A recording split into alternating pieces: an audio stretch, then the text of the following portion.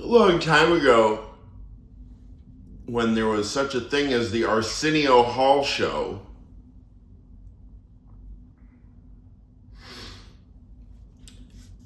Snoop Dogg was on the Arsenio Hall show. And Arsenio Hall asked Snoop Dogg if he could freestyle rap, if he could MC. And he had something prepared, I guess, or anyway, he did okay. I would have expected better from Snoop Dogg.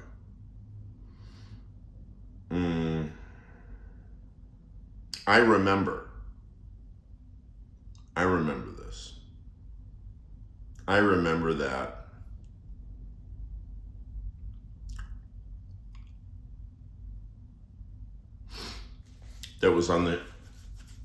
that Snoop Dogg was on the Arsenio Hall show because I saw it. Nobody told me about it.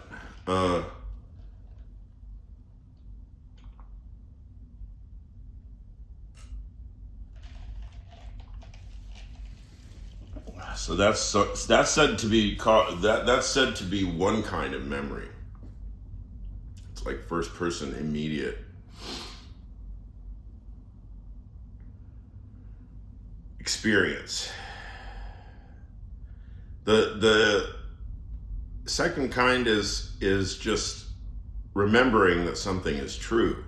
Doesn't necessarily mean that you lived through the fact that makes it true. So I remember that my great grandfather on my mother's father's side was Johann Axel Johansson. I remember that was him because somebody told me that was true. I don't remember that it was true because I experienced it in some way. I never met the man.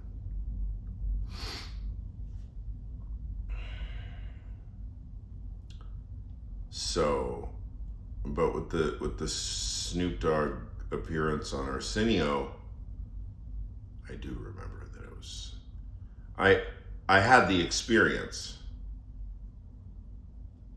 I had the experience. And now I'm giving you the fact. Whoever hears me say this can take on board, hypothetically, the idea that such a thing, such an episode actually happened, that there was indeed such an episode of the Arsenio Hall show. And then maybe you can tell this exciting piece of information to your friend. You can say, hey, you know what? I just remembered that Snoop Dogg was on Arsenio Hall show. And your friend then might ask you, was it good? And you'll say, well, how should I know? I'm simply telling you that I remember that it was true. I remember that that's true. I'm not telling you that I remember an experience that I had. This sort of distinction becomes quite crucial at unexpected moments in discourse.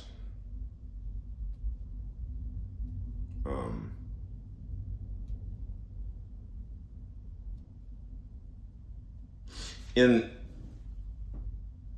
the so-called factual construal, there's no subjective element because the information is already factual.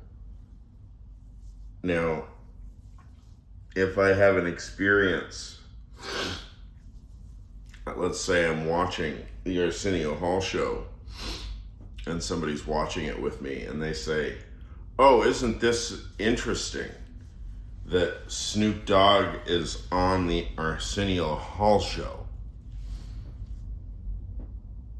And you might dispute the fact. You might say, well, that's not Snoop Dogg, even though most people would clearly say it is, but you have reason to dispute it. Maybe you know something they don't.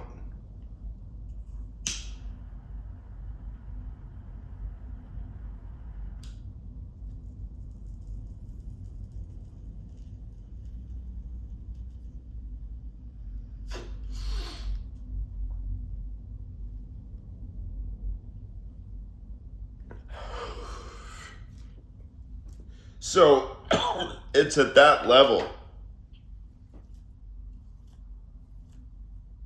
in that kind of case, phenomenologically, where there's, in other words, where there's some phenomenological element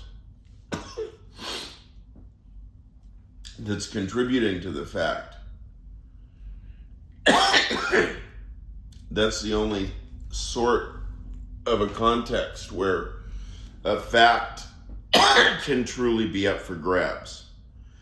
That's why I suppose that would be one way of kind of checking the way I do things.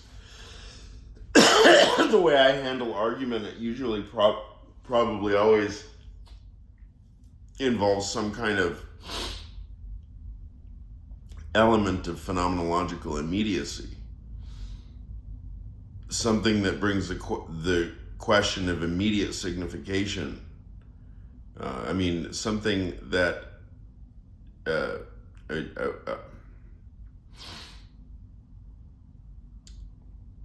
a way of conceptualizing whatever it seems to be in dispute, a way of conceptualizing the dispute.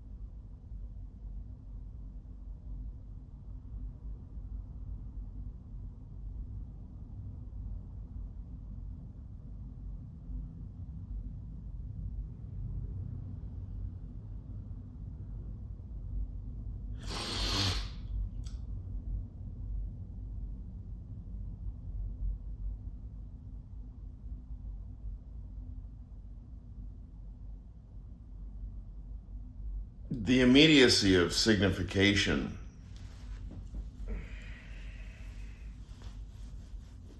is neither clear-cut nor straightforward, and yet signification must lie at the root or the foundation of any discourse or any dialectic or any conversation. Must begin at some kind of a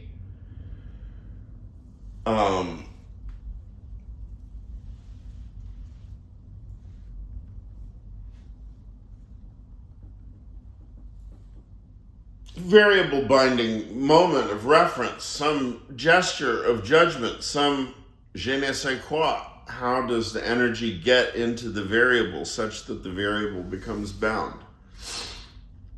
At what point does sense somehow crystallize into reference, to speak the Phrygian language?